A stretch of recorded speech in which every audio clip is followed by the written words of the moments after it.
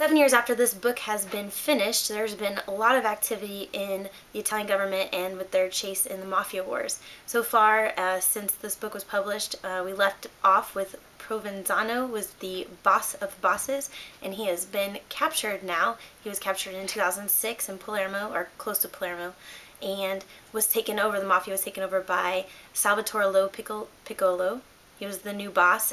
He was kind of in the process of bringing back or undoing what Toto Riina had done by bringing some of the family that was stuck in America. They were sent to America and they're back now, or he was trying to work on it when he was captured. So November 5th, 2007, Lo Piccolo was captured near Palermo again, and that means that in the 2 years from 2006 to 2007, two of the major mafia bosses were captured. So this was a big success for the Italian government. Also, within the last couple of years, 2008, there were 94 arrests at the reemergence of the Cupolo, the meeting, basically the commission was getting back together to figure out who was going to take charge and who was possibly in charge. Right now, who they think is in charge is Denaro, and I think his name is Matteo Messina Denaro, and that's who is still at large and who they believe to be the boss of bosses in the Sicilian Mafia.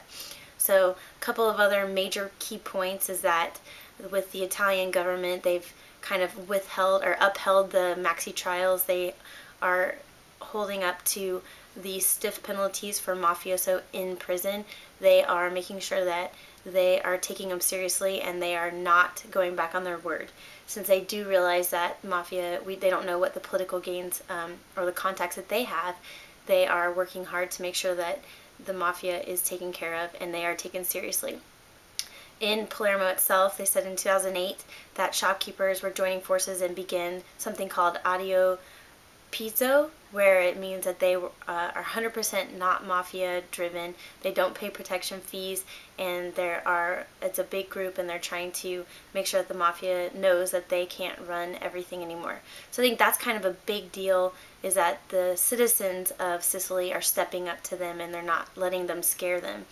So kind of this week in Business Week, I read two articles. One was dated February 9th, 2010, and it was talking about Del Utri. I don't know the pronunciation of all the words, of all the names, but he was one of Berlusconi's media men, and he was convicted. At the end of the book, he had just been on trial, and now we know that in 2004, he was convicted for aiding the mafia, and he was sentenced to 9 years in jail for the connection between the mafia and Forza Italia.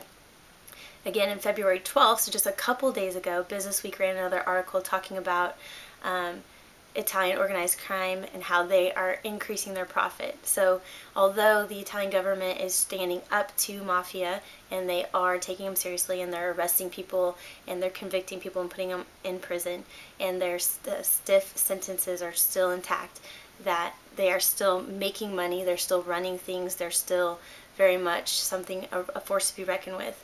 However, 2009 article, so about not quite a year ago, it was an online article, said that the mafia, although they were weakened by recent arrests and by internal warfare, that they are still 20% in charge of the drug trade and they're still making a lot of money, whereas the Italian economy is going down, the mafia is still gaining profit. So although I think that now that the mafia is out and about, they're not a secret anymore, Italy is still trying to do their job at making sure that they are taken down appropriately and that they're taking them seriously.